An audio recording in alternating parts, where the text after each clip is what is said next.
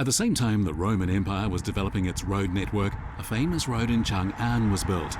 It was called Qin which translates as the Qin Strait Road. In Sima Qian's records of the Grand Historian, we find this. The first emperor wanted to travel around the world. But was it really that simple? 前边就到秦直道遗址了。我们看到的就是这个，实际上是2个山峰夹着一个通道，已经很难想象它是一条大道了。这个2山之间原来没有底下这么低，它这个修路把这个是挖下去挖下去了。According to historical records, the Qinzhi Road was more than 800 kilometers long. 300,000 laborers built this broad, straight road on the ravines crisscrossing the Loess Plateau by removing mountaintops and filling in the valleys between them. 就说我们从文献上看，宽的地方是60米，窄的是20，这就是跑几辆大车都没有问题了。Today, a modern 8-line highway is at most 40 meters wide. The great width of the Qinzhi suggests that it was not built for the sole use of the emperor. The first emperor of the Qin dynasty was a great military strategist. He must have had other reasons for building this road besides simply the desire to see the world. 我们复原了一部分，去看一下。好，走。走。这种宽度的马路在全世界在当时是非常罕见的。大量的军事物资可以畅行啊，就实际上是当时为了北方的战备，这是一条很著名的军事大道。This Qin Highway connected the rear area of Xianyang with the Great Wall front line in the He-Tao region. Its purpose, the transportation of military supplies, couldn't be more obvious. Records show the great expansion in Qin territory was all due to the strong logistical capabilities of the Qin Highway. These achievements included the Qin attacking the Huns in the year 215 BCE and Emperor Wu of the Han Dynasty sending an expedition northwest against the Huns in the year 127 BCE. 2,000 years ago, the cost of this mega project would have been immense, but thanks to this road, China was able to expand its territory in the northwest. All roads lead to Rome, and it was the same with the roads in Chang'an. Walking on this 1,000-year-old road, one can better comprehend that the key to success for the most powerful in the East and the West was always being prepared. Where would their journey lead them next?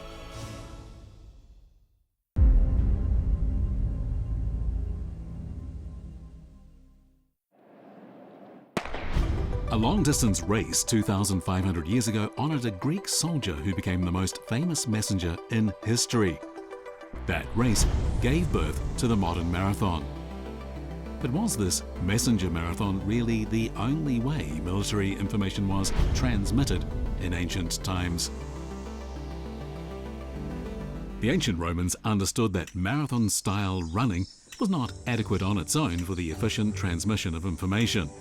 And that is why this building we see here came to be built. 这个白色的石头建筑就是阿皮亚大道上的一个军事要塞，它的一个很重要的作用就是它是一个驿站。Ancient Rome's sprawling network of roads defined the advantages of its transportation system, and this was why the Roman Empire established a postal system that covered the entire empire using messengers and soldiers on horseback. While there was nothing unusual about the cavalry sending letters, there was something unique about all of this. It is recorded that ancient Rome had a complete messenger system in place as early as the 1st century BCE, and that after that, countless more military stations were established. Dotted along each road, the major function of these stations was to serve military campaigns by mobilizing the cavalry to dispatch messages day and night through a relay system. The system was run like a tight race. Messages could travel 300 kilometers in a single day. 2,000 years ago, it was an unprecedented speed.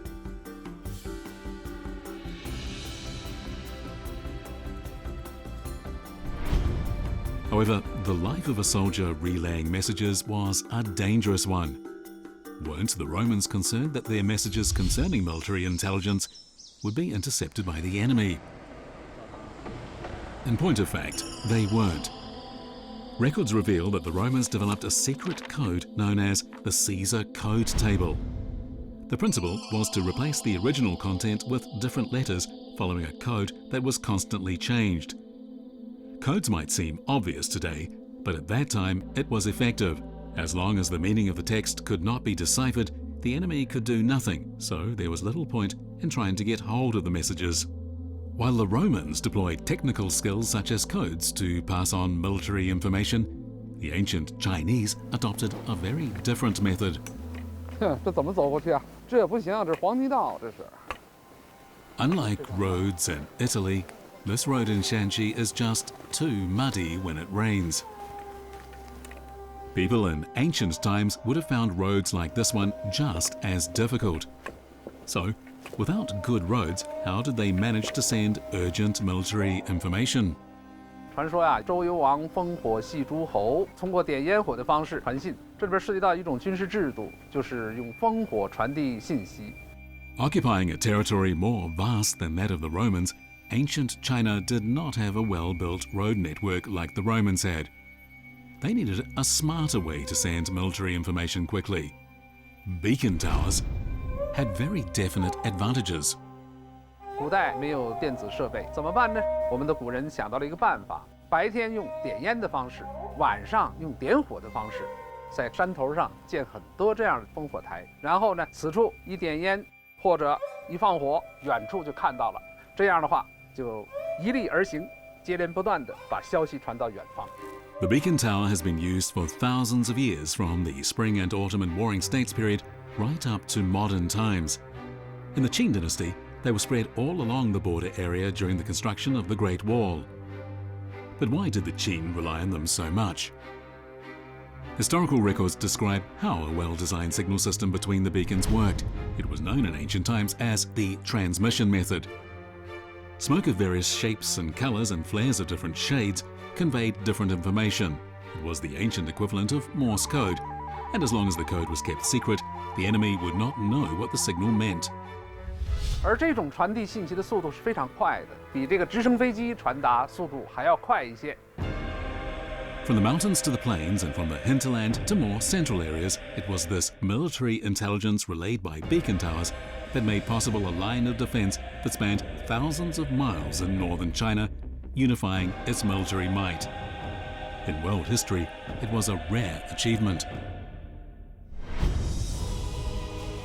For those in power in ancient times in both the East and the West, it was the transmission of military intelligence that made it possible to understand the enemy and fight hundreds of battles without suffering defeat.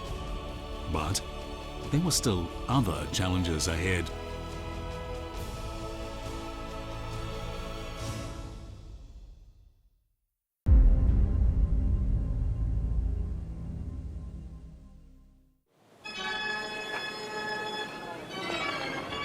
这片海就是地中海，在罗马强盛的时候，地中海曾经是罗马帝国的内海。 But before the famous Battle of Mylae in the year 260 BCE, the Romans wouldn't have dared to even imagine such a thing. That battle changed everything.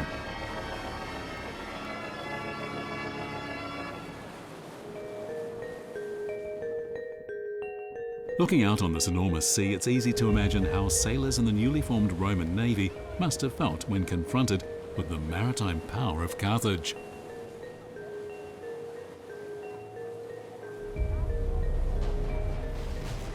The relative strength of the Romans and Carthaginians was poles apart.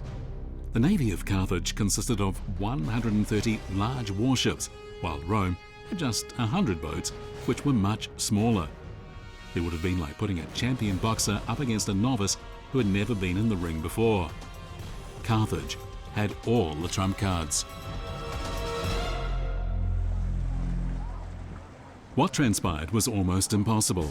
The Roman navy fearlessly charged straight towards the Carthage fleet. It was totally unexpected. After half a day, the Romans won that first battle, destroying 50 enemy ships and capturing another 70. It was an astonishing reversal of fortunes. It seemed the Romans had the gods on their side.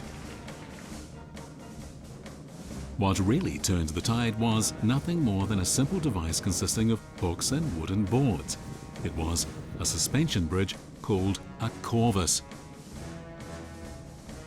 At the time, the Romans had little knowledge of naval warfare, but they did have a very powerful army, and inside the cabins of the boats were hiding soldiers in full armor. When the enemy ships got close enough, they used their tools to create suspension bridges, turning a naval war into the kind of hand-to-hand combat situation normally seen only on land. In an instant, the Carthaginian soldiers familiar only with the tactics of maritime combat fell into disarray. 就是这场海战成为罗马人崛起争霸西方历史的开端。 At the same time, on a battlefield in the east, the fate of millions of people was determined on a small hilltop. 这个山岭在附近的山头，它是一个制高点。据《史记》记载，长平之战的前哨战就是在这里发生。 In its battle to unify the six states, the Qin faced a multitude of obstacles. In the year 262 BCE, a very powerful adversary arose, the fierce state of Zhao.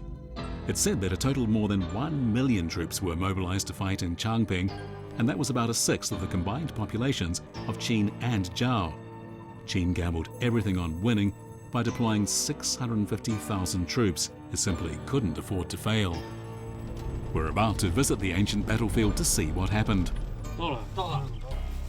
In the months leading up to the war, neither side advanced on the other, but no one could have expected the deadlock would be broken in the way it was. 秦有一队侦察兵来到这里，当时赵军在山头修了军事据点，大概犯了轻敌的毛病，下来和秦国的赤兵发生激战，结果不想赵军败了，而且严重的是什么？他失去了这个制高点，这样的话，廉颇必须得重新部署，由此赵军呢变得被动了。 The Qin used this small-scale victory to their advantage. They spread propaganda that stated the Zhao forces had behaved like cowards. News of this provoked the king of Zhao to take action, ordering the Zhao troops to go on the offensive. They had no inkling that they were being enticed into a Qin trap. Changping was about to witness many deaths. 老师，您看高平这个周围，现在还保存的有10几个这样的坑。没有下半身，另外这儿是受过伤，所以这整个是当时这个战场，这是尸骨遍野。是的，是的。 When the Zhao troops were finally drawn out in force, the Qin army feigned defeat. Tricked by this, the entire enemy army was enticed into a huge ambush. In the Battle of Changping, Qin forces swept away the enemy and took the first step towards the goal of conquering the other states.